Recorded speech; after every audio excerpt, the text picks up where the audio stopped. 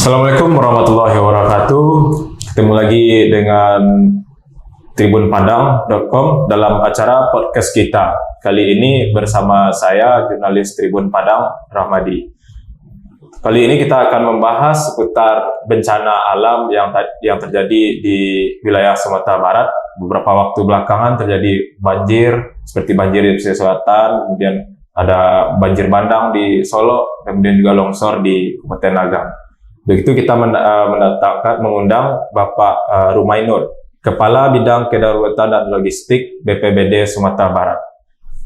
Untuk pertama kita ingin Bapak Rumainur untuk perkenalkan diri dulu dan menyapa Tribuners terlebih dahulu. Dimanapun Tribuners berada, saya Rumainur, Kepala Bidang Kedaruratan dan Logistik BPBD Sumbar. Saat ini kita bersama-sama dengan Tribun News untuk memberikan gambaran keadaan kebencanaan di Sumbar. Dan karena dalam waktu dekat akan datang masa lebaran, masa liburan, perlu ada beberapa hal yang harus kita sikapi dan tunggu itu dalam percakapan kami dengan rekan-rekan di Tribun News. Oke, mungkin kita langsung masuk ke pertanyaan di awal terlebih dahulu terkait bencana di Sumatera Barat. Pak Rum, bagaimana seperti apa kerawanan di daerah Sumatera Barat ini, kerawanan terhadap bencana? Beri penjelasan. Jadi Sumatera Barat kalau untuk kerawanan terhadap bencana, sebetulnya secara umum kita berada di kerawanan bencana yang tinggi. Untuk Sumatera Barat kerawanan bencananya tinggi. Ada data yang bisa kita ambil yang telah disusun oleh BNPB. Dan di sana secara umum Sumatera Barat ada di kerawanan yang tinggi. Bahkan beberapa kabupaten kota itu kalau di peringkat termasuk peringkat yang 20 besar untuk di Indonesia. Tapi kita ada beberapa kota yang tidak rawan sama sekali, dan bisa jadi penyangga atau daerah rawan sekitarnya. Namun secara umum Sumatera Barat tingkat kerawanannya relatif tinggi. Walaupun demikian, dengan kearifan lokal yang ada, hal-hal yang mungkin dikhawatirkan bisa dihindari. Dari 19 kabupaten kota Sumatera Barat itu, Pak, yang mana daerah paling rawan? Yang paling tidak rawannya itu gimana? Kalau yang kita ceritanya sebetulnya, kalau untuk kabupaten merata, kabupaten merata tingkat kerawanan tinggi. Salah satu yang paling komplit adalah Kabupaten Agam. Kenapa Agam? Ada pantai, berarti berkemungkinan ada peluang untuk gempa dan tsunami. Agam ada gunung, tidak tertutup kemungkinan suatu saat erupsi, dan topografinya juga ada kerendahan, ada sedang, ada ketinggian. Jadi Agam salah satu yang paling komplit untuk hal tersebut. Tapi secara umum untuk kabupaten di Sumatera Barat boleh dibilang ancaman bencananya merata. Walaupun untuk daerah-daerah tertentu bencananya tidak terlalu besar sebelum ini, tapi karena adanya perubahan hidrometeorologi yang belakangan boleh dibilang berdasarkan catatan kami untuk bencana hidrometeorologi rata-rata meningkat. Tidak hanya di Sumbar tapi di seluruh Indonesia. Jadi dulu orang akan heran kalau di Damastraya itu ada banjir. Jarang sekali Damastraya itu banjir. Sekarang setiap tahun, udah 3 tahun belakang, masuk ke tahun keempat dari 2019, Damastraya itu setiap tahun ada banjir. Dulu yang saya lahir di Solonto, tidak pernah ada Solonto itu yang namanya banjir. Sekarang untuk beberapa tahun belakangan, khususnya daerah Kolo sudah pernah ada banjir, sawah-sawah masyarakat sudah terkena, dan itu sesuatu yang sebelum ini tidak pernah terjadi. Nah, yang paling miris lagi adalah kota Bukit Tinggi, namanya Bukit Tinggi. Daerah ketinggian yang boleh dibilang air dari sana pasti turun ke bawah. Nah, jadi masalah adalah Bukit Tinggi karena penduduk semakin padat, orang membuat saluran kurang bagus, saluran pembuangan. Akibatnya apa? Pada waktu-waktu tertentu curah hujan tinggi atau mungkin cenderung ekstrim di atas 100 mm kan lebih bilang ekstrim. Nah, maka Bukit Tinggi akan ada banjir sesaat. Jadi pada saat hujannya berhenti, banjirnya juga segera hilang. Tapi dulu di Bukit Tinggi tidak pernah seperti itu. Termasuk juga Payakumbuh. Payakumbuh termasuk kota yang aman dari banjir, aman dari longsor, aman dari gempa bumi, apalagi tsunami. Nah, tapi belakangan Payakumbuh sering terjadi banjir juga. Nah, yang dulu tidak pernah ada, sekarang Payakumbuh juga beberapa kali terjadi banjir, walaupun tidak terlalu tinggi, tapi karena tidak biasa terjadi di sana, masyarakat jadi heboh.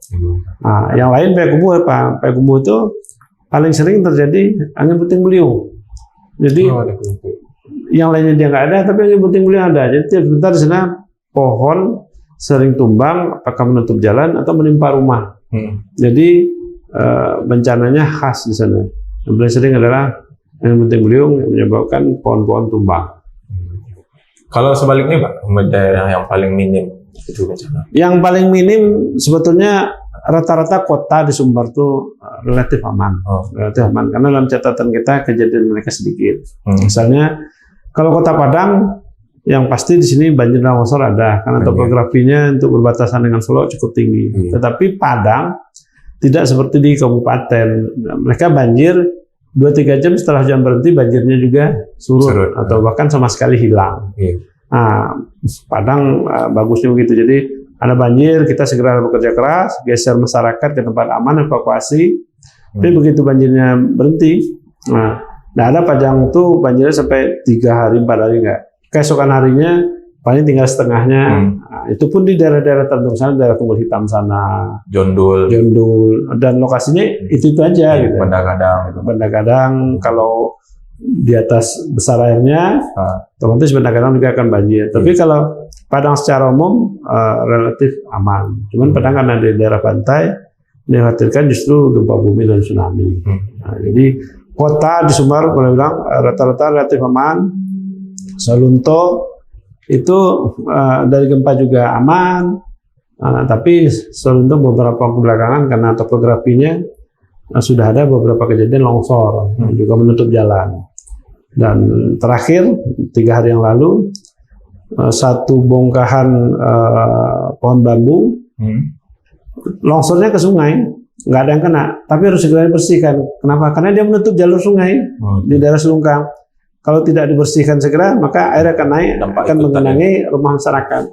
Jadi, alhamdulillah teman-teman dari BPBD turun langsung membersihkan tidak sampai sungainya meluap. Jadi rata-rata kota di Sumbar relatif aman dari bencana, nah, tetapi bukan berarti tidak ada. Kalau diklasifikasikan Pak, bencana ini seperti apa aja Pak, selain banjir gitu? Yang paling sering terjadi untuk Sumatera Barat sebetulnya adalah banjir dan longsor. Kenapa banjir dan longsor? Jadi Sumbar itu kalau istilah BMKG kita pinjam, nama daerahnya non-zone, non-zona. Non-zona itu maksudnya apa? Batas antara musim hujan dan musim kemarau itu di Sumbar nggak jelas. Ya, jadi di dalam musim kemarau kita masih ada banjir, terjadi hujan. Yang lucunya pada saat musim hujan masuk, November kemarin kan musim hujan puncak, selatan itu bakaran hutan. Nah, jadi ada sesuatu yang kontra terjadi di Sumbar itu karena daerahnya non zona tadi, di batas antara musim hujan dan musim panasnya. Kalau kita lihat ke tetangga Riau dan Jambi, sana jelas selama 4 bulan musim hujan, 8 bulannya musim kemarau. Jadi mereka sudah bisa memetakan dengan pasti persiapan kita untuk ini. Kalau Sumbar, ya kita persiapkan kemarau, tapi di sini ada banjir. Kita khusus banjir saja kita siapkan ada kebakaran hutan. Nah, itu yang membedakan Sumbar dengan daerah lain, sehingga mau nggak mau ya gabungan dari beberapa instansi harus selalu sedia untuk turun ke lapangan bersama. Jadi kerja bencana kan bukan kerja BPBD saja, tapi instansi lain di sana ikut bergabung. Jadi kalau ada kebakaran hutan dan lahan, kalau memang kita bisa bantu, kita turun. Nah, kalau enggak nanti mereka kan lebih punya tenaga ahlinya. Kita paling bantu bekas logistiknya atau peralatan. Kita sedikit, mereka peralatan lebih lengkap. Kita paling untuk pompa apung yang bisa diangkat-angkat, yang airnya cukup sejengkal aja bisa. Jadi dibawa ke hutan.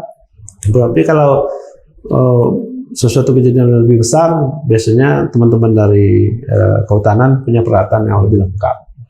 Kalau soal non-zone tadi Pak, itu ada nggak disosialisasikan kepada masyarakat? Karena Selalu. kan di sekolah itu diajarkan kita tuh musim-musim gitu. Nah, betul sekali. Jadi Pengetahuan masyarakat.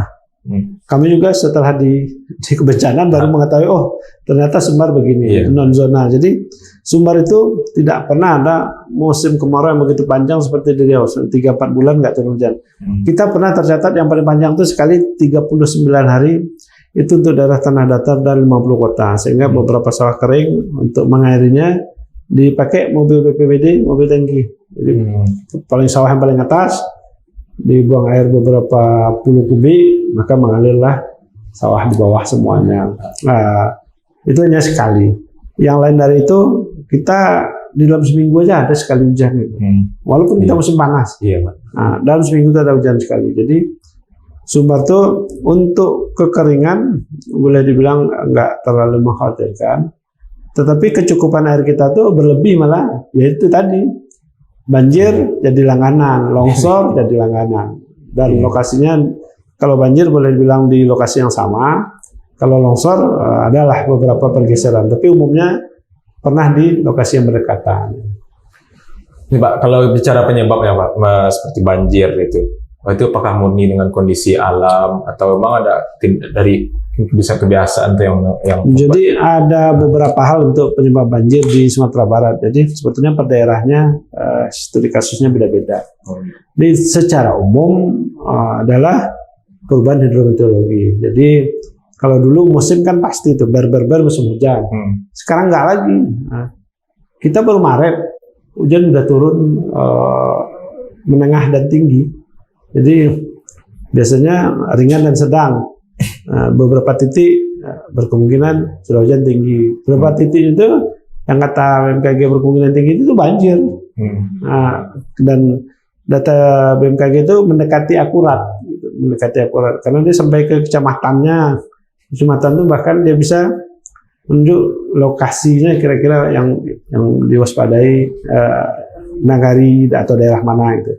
Jadi kelebihan kita di sisi kelengkapan air, sungai kita banyak, ya kekurangannya nanti pasti kita ada banjir, ada longsor. Penyebab lainnya adalah kalau teman-teman mengatakan ada beberapa daerah mungkin dulu hutannya sudah dirusak dan sekarang kita memanennya, ya bisa saja. Dulu kan pengambilan kayu boleh dibilang luar biasa besar. Setelah adanya larangan dari pemerintah, sekarang jauh berkurang, tapi jauh berkurang yang resmi gitu. Yang resminya kita tahulah, masyarakat juga tahu masih ada, dan kita tidak menyalahkan ini kerja siapa, tapi yang perlu ada satu penyadaran kepada masyarakat bahwa itu membahayakan mereka. Perlu juga ada tindakan tegas dari aparat bahwa yang mereka lakukan itu bisa mengakibatkan seperti yang dirasakan oleh masyarakat banyak. Termasuk ada yang di banjir bandang itu gimana Pak? Apakah jadi di Solo Saman kemarin kita? Banjir bandang, jadi masyarakat sebagian ada yang tahu, ada yang enggak. Jadi banjirnya ada beberapa. Tuh banjir luapan. Kalau banjir luapan tuh umumnya adalah banjir yang orang di pinggiran sungai, airnya terjadi hujan di hulu, airnya naik dan meluber ke kiri kanan dari sungai. Meluber kiri kanan sungai itu rata-rata di rumah penduduk. Nah, itu banjir yang biasa. Atau daerah cekungan, curah hujan tinggi sehingga saluran pembuangan yang disediakan tidak mencukupi, dia tergenang. Itu mungkin perkotaan.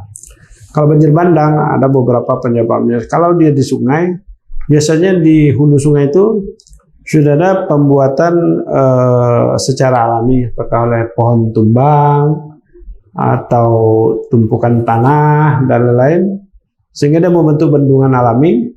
Pada saat terjadi hujan, mereka tidak mampu menahan, pada saat dia jebol, kita bayangkan bendungan air lepas, dia tidak mengikuti arus sungai lagi, dia lurus saja. Jadi kalau sungai berbelok, dia naik ke atas. Umumnya di belokan sungai itu perumahan penduduk. Di belokan sungai itu perumahan penduduk. Jadi mereka menerjang perumahan penduduk, itu yang dinamakan banjir bandang, atau tradisional orang nyebutnya galodo. Yang lain apa? Ada di, apakah itu di gunung, di Merapi banyak, Singgalang ada, ada juga di perbukitan kayak Sulawesi Selatan. Seperti bendungan, tapi dia di lereng-lereng bukit. Dia di lereng bukit, ada cekungan air dan dindingnya sudah tipis. Pada waktu curah hujan sangat tinggi, ya, ini kejadian Sulawesi Selatan, dindingnya tidak kuat nahan, lepas. Akibatnya seluruh pemukiman penduduk di bawah yang dilalui sampai dia masuk ke sungai, ya habis diterjang. Nah, mungkin jadi pertanyaan oleh Tribuners bagaimana menghadapi itu. Salah satunya kalau untuk di sungai adalah ada nama kegiatan susur sungai. Susur sungai itu apa? Ya, teman-teman BPBD mengajak instansi terkait lainnya pergi ke hulu sungai di mana ada bendungan alami, kayu-kayu yang menghambat lajunya air itu dipotong, bawa sensor, potong sehingga airnya ngalir. Kalau untuk di atas bukit atau di puncak-puncak bukit atau di daerah gunung dibikin sodetan, ya dibuka di dindingnya itu ada beberapa meter yang dibuka sehingga airnya terbuang. Nah, jadi tinggi permukaannya sama terus gitu. Walaupun saat ada air besar dia langsung keluar. Kalau tidak dibikin sodetan atau pembukaan pinggirannya ini, itu yang dikhawatirkan seperti kejadian satu Sulawesi Selatan, dua kali kejadian Singkara 2020. Singkara itu diambil pakai drone, nampak di bukit itu ada cekungan-cekungan air dan relatif banyak untuk daerah tanah datarnya. Singkara adalah tanah datarnya. Waktu kita ke sana setelah terjadi Galodo atau banjir bandang, ya memang material di sana itu batu dan tanah, ya batu dan tanah itu menghantam beberapa rumah. Ada juga yang dorong mobil sampai mobilnya masuk ke danau. Nah, jadi itu harus disusul ke atas, dilobangin, dibikin sodetan sehingga kekuatan dinding ini tidak menahan penuh, sebagian saja, karena sebagian ya sudah keluar terus. Gitu. Itu dari siapa Pak yang susur sungai itu? Susur sungai itu bisa dari BPBD, bisa dari PU, bisa swadaya masyarakat, bisa. Yang paling memungkinkan kalau sungai itu sebetulnya masyarakat di bawahnya nih mengajak beberapa orang untuk tahu ada nggak di hulu sungainya itu bendungan alami. Kalau ada bendungan itu kita buka, jangan dibiarkan. Paling tidak kalau nggak akan bersih betul, ada 1-2 meter dan sehingga air sungainya mengalir terus. Jadi pada saat dia besar dia tidak membuka sekalian, tetap ada aliran yang terbuka. Oke Pak. Mungkin kita bahas yang kondisi terkini Pak. Beberapa hari yang lalu hujan juga banjir itu Pak. Ke depan akan mudik pasti masyarakat banyak. Bagaimana dari BPBD prediksinya ke depan? Apakah masih banyak potensi-potensi bencana hidrologi gitu Pak? Khusus untuk bulan Ramadan tahun ini, Maret sampai April, berdasarkan laporan BMKG yang kita terima terus, BMKG itu update-nya hampir setiap hari itu 3 hari, tapi Senin, Selasa, Rabu, nanti di Selasa dia perkiraan sampai dengan Kamis, nanti Rabu sampai dengan Jumat. Jadi setiap hari ada. Dari catatan kita, sepertinya Sumbar dalam suasana lebaran ini masih dalam kondisi adanya potensi hujan ringan, sedang sampai tinggi gitu. Dan untuk menyikapi itu sebetulnya sebelum masuk puasa kita ada pertemuan seluruh BPBD kabupaten kota di provinsi. Caranya cara tentang program, tetapi kita sekaligus memberikan masukan kepada teman-teman bahwa berkemungkinan di dalam masa bulan Ramadan sampai dengan habis Lebaran masih akan ada hujan, masih ada ancaman banjir dan longsor. Ya, kita minta teman-teman di daerah untuk menyiapkan segala sesuatunya untuk menghadapi itu. Biasanya untuk kabupaten kota yang punya wisata air, mereka siapkan tim di sana. Misalnya kalau yang pinggiran pantai otomatis tuh, kayak Praman dia punya tim untuk pantai, Padang punya tim untuk pantai, bekerja sama dengan beberapa instansi dengan pariwisata. Nah, tapi untuk misalnya Solo tanah datar kan dia punya danau, apalagi Solo nih yang paling banyak danaunya. Nah, mereka biasanya taruh satu tim, satu perahu karet atau perahu lain dengan peralatan yang ready untuk membantu masyarakat. Untuk daerah-daerah lain 50 kota juga ada wisata air, biasanya ada petugas di sana. Dengan tuh daerah-daerah seperti Solo kan lengkap juga nih. Daerah yang rawan longsor, seperti Padang, Solo itu rawan longsor, Solo Selatan itu rawan longsor, Padang Selatan itu rawan longsor, Padang Bukit Tinggi di Padang-Padangnya rawan longsor. Bukit Tinggi mau ke batas Medan, kita melewati daerah Agam yang longsor.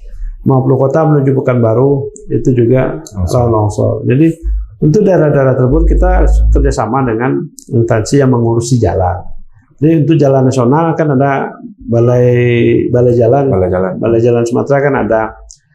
Mereka menempatkan alat berat, truk dan operatornya di titik-titik tertentu yang rawan longsor. Kayak kita di sini kan di atas Panorama 1 dan rawan longsor. Di situ ada alat berat, ada truk, ada operatornya standby pada saat lebaran. Jadi kalau ada terjadi apa-apa mereka bantu. Untuk lintas jalan provinsi, PU BMC KTR juga meletakkan beberapa peralatan di lokasi-lokasi jalan provinsi. Tapi sebagian BMC KTR alatnya standby di kita di provinsi, di UPT. Kalau ada kejadian, walaupun kadang-kadang jalannya jalan provinsi, kita tetap bisa minta bantuan ke teman-teman yang dari balai. Kalau untuk provinsi UPT itu beberapa kota satu PT umumnya ada alat berat standby, ada operatornya, ada juga truk standby, dan dalam rangka menghadapi itu mereka pada saat lebaran mereka piket. Dan khusus untuk jalan kabupaten atau jalan kota yang milik mereka, biasanya alat beratnya ada di PU setempat. Dan kan nggak terlalu jauh untuk menjangkau lokasi-lokasi yang kemungkinan akan terjadi longsor. Untuk tips bagi pemudik itu Pak agar aman bencana itu seperti apa? Ya, kami nyarankan bagi saudara kita yang mau pulang kampung bersama untuk beberapa titik, misalnya yang dari Bengkulu pasti di daerah pesisir selatan. Ya, pertama tentu mengenali lokasi-lokasi yang terancam longsor di sana. Ya, dari Solo mau ke Padang, udah pastilah tinjau laut. Dari Bukit Tinggi, dari mana-mana Bukit Tinggi yang mau masuk ke Padang, daerah Padang Panjang yang paling kita khawatirkan. Jadi satu, kalau bisa sebelum melakukan perjalanan lihat ramalan cuaca BMKG. BMKG itu gampang. Kita mau informasi apa aja dan cuaca daerah kita ada. Mereka selalu ready dengan datanya. Yang kedua, kalau sana terjadi hujan yang relatif tinggi, kalau perjalanannya di malam hari, kami menyarankan untuk diurungkan atau dihentikan dulu. Dihentikan dulu sampai hujan durasi tingginya berkurang atau berhenti. Kalau siang kan lebih nampak kiri kanan jalan. Kalau malam kan sorotan lampu hanya ke depan, tidak ke samping. Rata-rata ancamannya ada dari samping. Terus perlu mengenali akan terjadi longsor itu seperti apa. Biasanya kalau terjadi longsor itu ada butiran batu kerikil turun dalam durasi yang agak panjang. Beberapa waktu dia turun lagi kecil. Itu tandanya akan ada yang lebih besar yang akan turun. Nah, masyarakat harus mengenal itu. Satu, kalau ada seperti itu, alternatifnya segera melewati atau kembali ke putar arah. Yang kita khawatirkan pada saat jalan macet. Jalan Padang Bukit Tinggi kan rawan sekali macet. Apalagi pada saat liburan lebaran. Jadi harus pastikan dulu jalan dalam keadaan aman, dalam kata tidak hujan deras, dan berjalanlah di siang hari. Sebagian masyarakat Kota Padang yang orang Bukit Tinggi, karena teman-teman kita banyak orang Bukit Tinggi yang dari Padang, mereka justru pulang tuh malam takbiran tuh tengah malam. Ya, karena menghindari macet yang luar biasa. Nah, silahkan pilih itu alternatifnya karena menghindari macet, tapi pastikan dulu bahasa cuacanya tidak dalam keadaan hujan. Kalau keadaan hujan, diundur lah, karena itu sangat berbahaya. Oke. Itulah Tribuners, mungkin pembahasan kita seputar bencana dan persiapan bagaimana menghadapi mudik lebaran dan Idul Fitri gitu. Mungkin Pak, sebelum kita akhiri ada himbauan bagi Tribuners kita sekalian, gimana Pak? Jadi kawan-kawan Tribuners dimanapun Anda berada, dari BPBD Sumbar kita mengingatkan satu, potensi musim hujan sampai Lebaran ini masih relatif tinggi. Berdasarkan informasi dari BMKG, kita akan selalu ada dapat hujan ringan, sedang, sampai dengan tinggi. Untuk itu bagi yang melakukan kegiatan ekonomi perjalanan dari satu kabupaten ke kota lainnya, itu untuk betul-betul hati-hati. Yang kedua, mengenali ancaman longsor. Ada kerikil-kerikil atau material kecil yang dari samping kiri atau kanan perbukitan, tandanya akan ada longsor yang lebih besar. Anda bisa memilih satu, segera melewati, dua, atau kembali. Untuk di perjalanan dalam kondisi hujan, kalau hujannya relatif sangat deras, sebaiknya berhenti dulu, tidak usah melanjutkan untuk melewati lokasi-lokasi yang rawan longsor. Sedangkan bagi para pelaku ekonomi yang di lapangan seperti orang yang ke sawah, ladang, pada saat musim hujan, sebaiknya istirahatlah dulu, tidak tertutup kemungkinan akan ada petir yang mungkin akan menyambar mereka. Jadi beberapa hal itu kita sampaikan untuk jadi kebiasaan bagi masyarakat, karena membiasakan diri siaga itu mengurangi risiko bencana. Oke, terima kasih Pak Rum yang telah hadir di Studio Tribun Padang pada hari ini. Itulah pembahasan kita tentang bencana di Sumatera Barat bersama Bapak Rumainur. Mungkin kita akhiri pertemuan kita dalam podcast tamu kita pada hari ini. Assalamualaikum warahmatullahi wabarakatuh.